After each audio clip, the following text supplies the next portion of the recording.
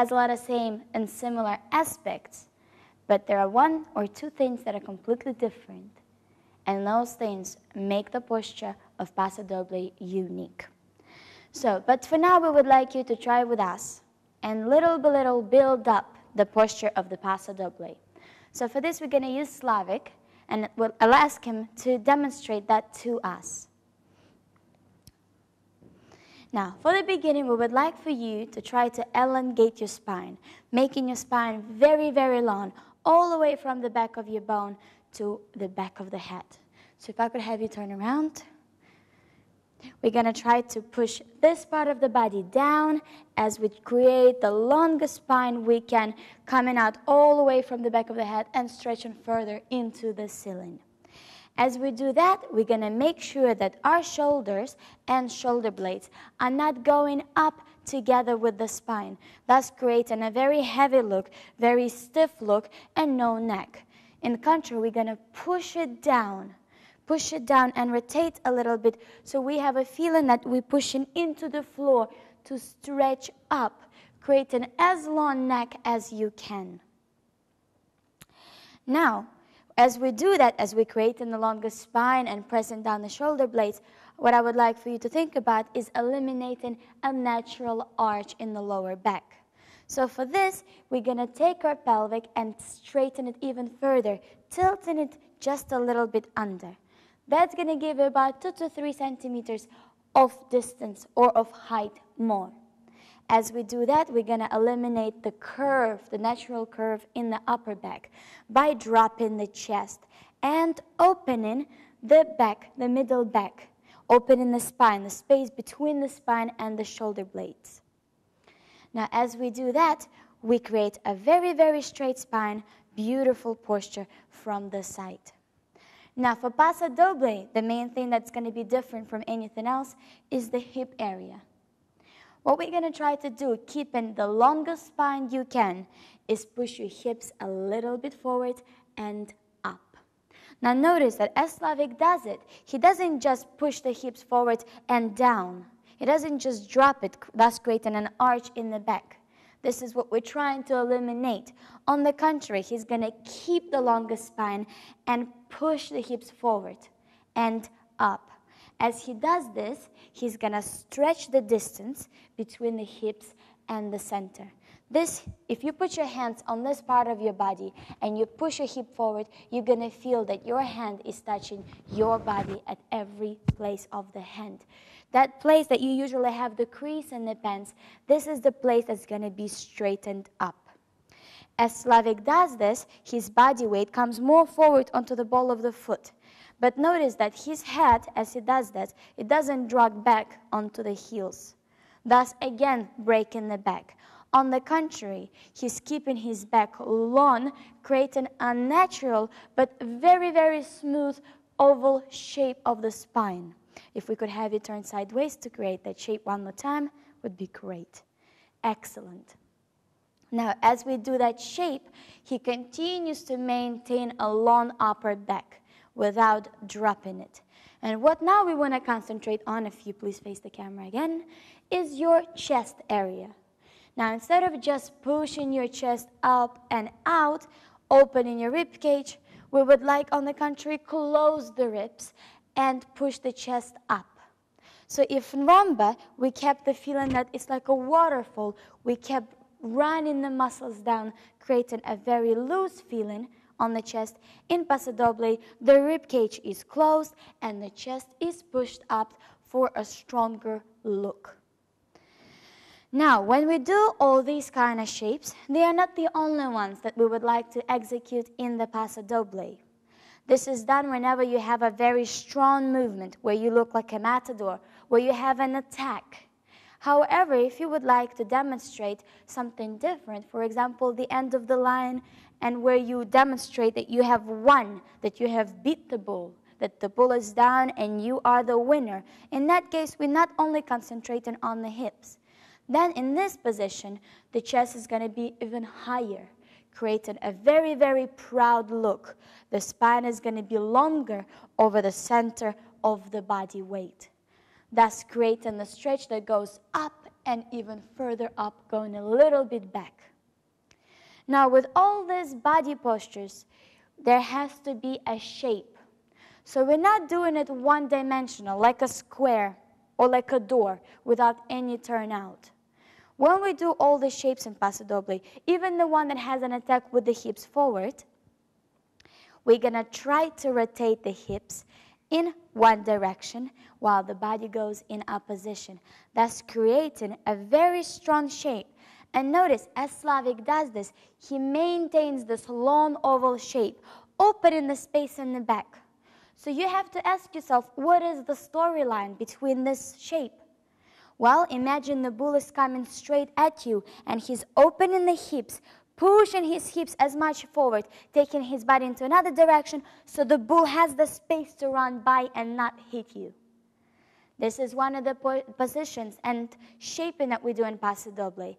Another position is when you stretch forward, the way we did for the ending line. Continue on. From here, we're not standing again flat, trying to demonstrate the squareness of your upper body. Again, you rotate one shoulder, one side leading the way, and the back arm, everything opens up in a very big and voluminous movement, creating as much round shape as possible. So you have a very toned, very slim waist and a beautiful, voluminous upper body. So it's not only square shapes of your spine and your hips. It combines with that all the rotations and the twisting that creates more energy and more liveness within your positions.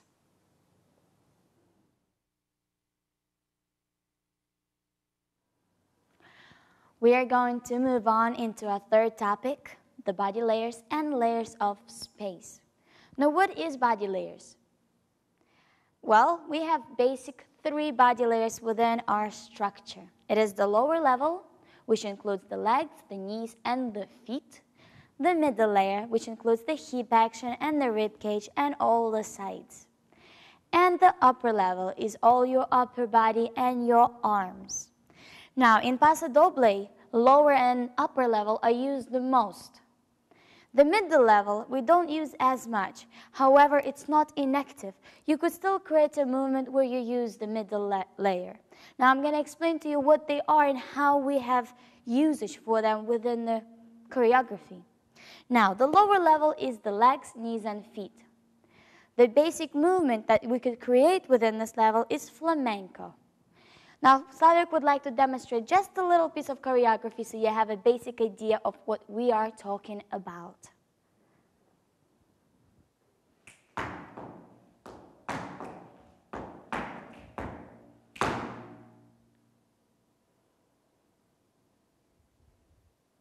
Great. Now, as you see, it is very, very effective. It's very dramatic. It's deep. It has a lot of energy and a lot of determination. Now, we do use movements like this in routines on the competitions and in the show. However, you have to be very careful that when you do this kind of movements, not to get carried away and do them too much. Because when you're on the floor and you have about 20 other couples dancing all the shape, voluminous movements, and you doing this kind of footwork, although it is very exciting and impressive, it's going to get lost. So unless you are alone on the floor during the demonstration or show where you have the accents and everyone's attention only for you, you can do this, and this is going to get a lot of respect. Flamenco movement in your feet is not the only one that we use in the lower level. Slavik is going to demonstrate the beginning of the choreography that you have just learned, and will concentrate on the foot movement, how he uses his lower level to create extra attention, extra rhythm, and more determination in each step.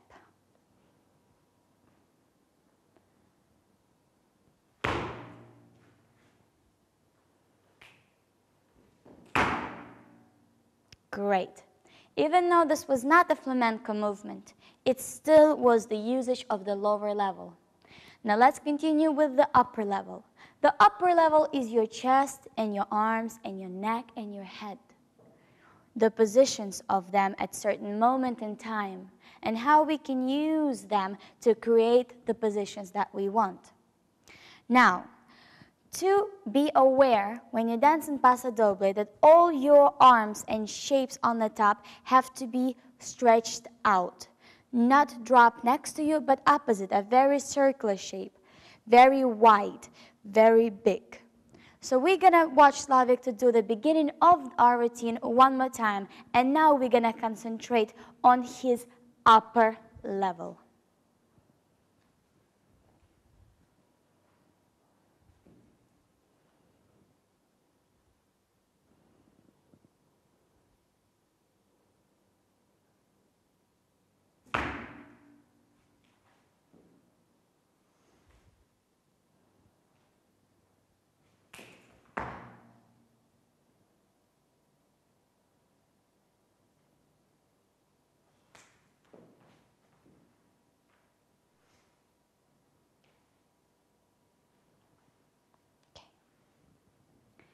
Very well. Now you can see how much usage he creates from his arms, his chest, his neck and head positions. Now, when we dance, women use a lot of the upper level, but it's not more of a stretching position, it's much more circular, it's much more rotational, it's very soft. We do use feet a lot as well. I mean, we could go very, very flamenco and do the same thing that men do, but it's not done as often in our business. So let's talk how we can combine upper level and lower level together. We're going to demonstrate to you a little piece of the choreography without accenting any attention onto the levels that we've spoken about, and then one more time with the accents.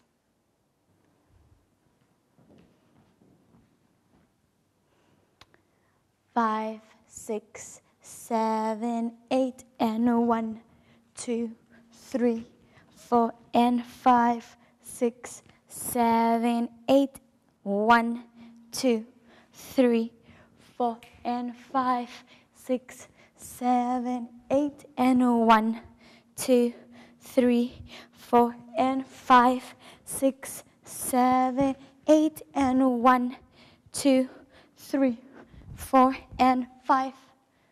Very well. Now, even though we have danced all the steps that we've done for you in the choreography, it looked empty.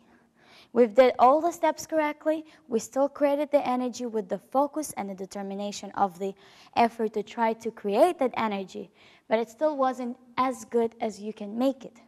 So we're going to try it one more time, and we're going to add the lower and the upper level to it. 1, 2, 3, 4, 5, 6, 7, 8, and 1, 2, 3, 4, and 5, 6, 7, 8, and 1, 2, 3, 4, and 5, 6, 7, 8, and 1, 2, 3, 4, and 5, 6, 7, 8, and 1, 2, 3.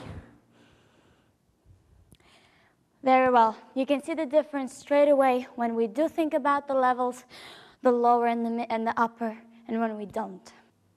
Now, in addition to body layers, we have layers of space. Now, visualize 3 dimensions: the vertical, the horizontal, and the spacious one.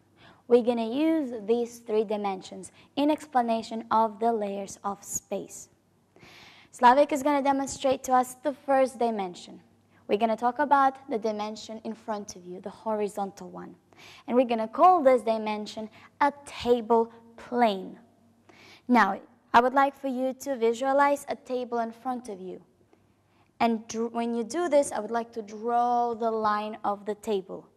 You can go either way, back or forward, but the idea is that you draw in the table, and what you want to think about is that you're not just doing your arm movement, is that you live in the energy of your arm, creating an illusional drawing. So, the demonstration of the table plane, please. As you see, he creates that line, and you almost see that there is a tracking. Now this movement, for example, he's leading the cape or he's leading the lady, and he draws the line of the table. Very, very often used in Paso Doble.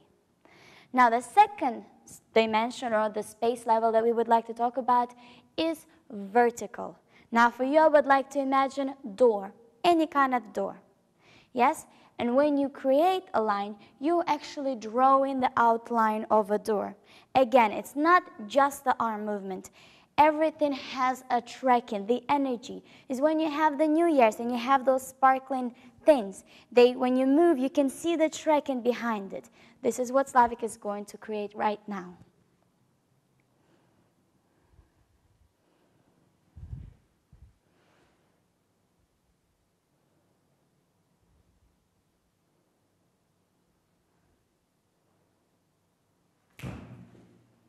And he goes straight into a table plane again. Now, the third space, layer of space that we would like to talk about is the spatial one. For this, I would like for you to imagine a wheel, any kind of wheel, big wheel that you have on the cars, just enormous size. And he's going to create that shape in Paso Doble, again, creating the energy and the drawing, the silhouette of the shape of the wheel. Please try. Now, as you can see, he does this with both arms. And as he's doing it, he's creating the energy, that he's drawing the line of the wheel, creating the circular movement. Could we see that one more time?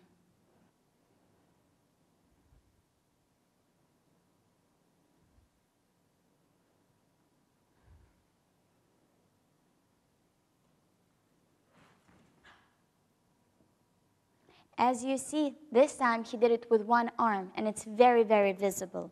The very visibility of the semicircle of the door, of the wheel.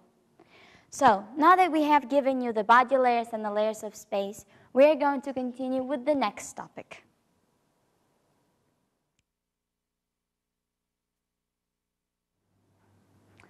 Let's continue and talk about hand and arm styling for a man and lady. Now, Paso Doble is an upper level dance, as we spoke earlier. So your arm and hand movement are very important. Now, one of the main ideas or one of the main principles where Paso Doble came from is flamenco dancing. When you dance flamenco, your arms are always going away from your sides. They're not collapsed, not right next to your body, but in opposition, they're going away, creating the shape between your arm and your side. What you need to keep in mind is that your arm always going away. Your elbow is circular. They're not sticking out elbow with your angles sticking out everywhere. It's a very circular position, whether your elbow sticking out and your wrist turned in or your wrist turned out. Now, the main movement, if you have a hand in front of you, is similar to when you look at your watch to see what time it is. Your elbow's going out and your wrist is turned in so you can see your watch. That's a very easy example to understand. Now, what you need to keep in mind that any movement of the arms in Paso Doble does not come just by the arms itself or your hands, that it comes from your back. So any movement that you do, whether it's a forward movement of the arm or up, you engage in and activating your back muscles, your shoulder blade, to create the movement that originates in the back and as a result of the action in your back ends up in your arms. Now, if you're going up, what you would like to think about is your shoulder blade pressing down, creating a longer neck, and your arms stretching back and away, again keeping and maintaining a circular shape. Now we're going to get Slavik to demonstrate to you some of the basic principles of these movements and how we can use them within the routine. Now we're going to ask Slavik to demonstrate the table plane for you that we spoke about earlier, creating a beautiful arm movement together with it. Now notice, as he does this, the table plane slow one. As he does this, he opens his left side, pulls his right side in, then the shoulder, then the arm, the elbow, and the hand continues in a circular movement. And as he finishes off, please notice that his arm is still away from his body, his elbow is soft, not angular, where he has all the angles sticking out, and his hand follows the line of the arm instead of sticking out in opposite direction or anywhere else. It finishes off in a beautiful line. Now, if we do that with a faster movement, You see the difference. One more time, faster one. Boom. As he does this, we do that again slowly. Yes, he opens his left side, right side comes in, shoulder first, elbow comes in next, then the wrist and the hand comes out.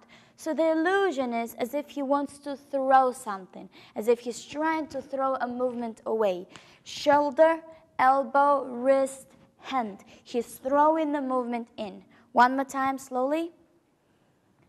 And he's opening his left side, right side comes in, elbows, wrist, and hand. Great.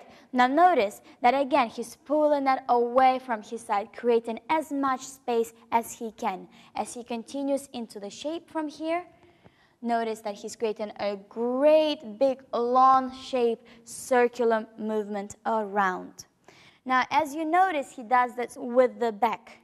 His back and his arms are one body, one structure, not back and arm independently, but opposite. They are together. They are one complete structure. Can we see that if you separate your upper body, your back, and your arms? This is what we would like not to do. This is what we're trying to eliminate. When the arm is doing all the movements, all the intensity, but is not connected to the back. One more time. The arm is not connected to the back.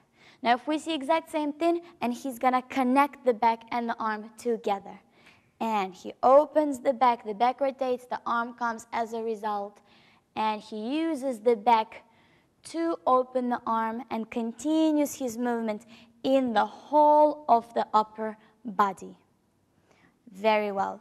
Now we're going to now concentrate on the arms that we use above the body. Not in front of you, but when you raise them up. If we could see a movement here, notice that as he does this again, it does not happen with the arm on its own. He uses his upper body, his back to create that movement. If we do it one more time slowly so we could see the difference.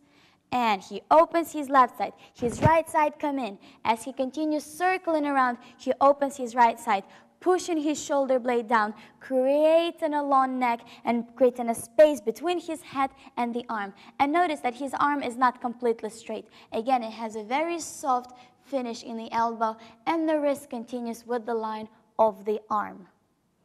Now, women and men have similar arm movements, but women have something else. Women use a lot of the movements in front of them, where we play with the skirt, where we play with fans, where we play with castanets.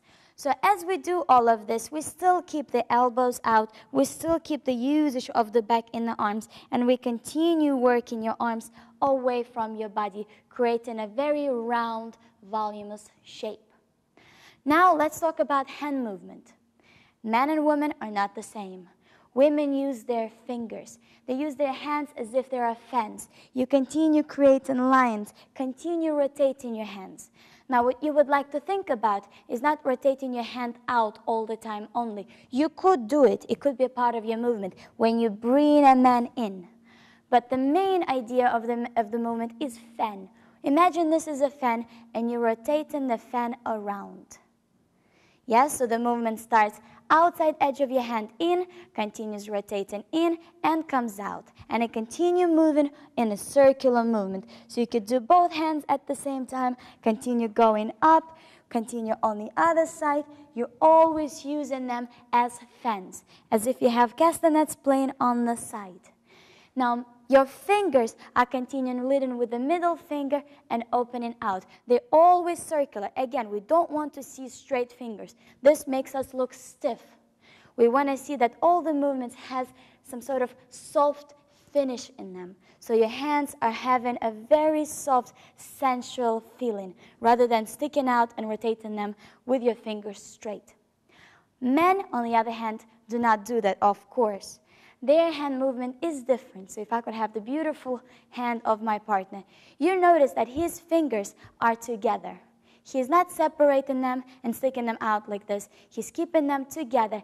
And again, notice that it's not completely soft and it's not stick out completely hard.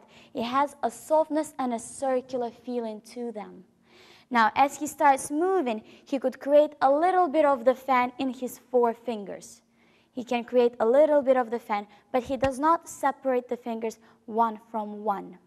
Again, the movement in the wrist is similar to the fan movement that women use. As he does all of the arms, his body, his hands continue that rotational movement, so they finish off the position of the arms. Very well. Now we hope we have given you some ideas how to use your body, your arms, your hands in the passo doble. So let's continue with our next subject.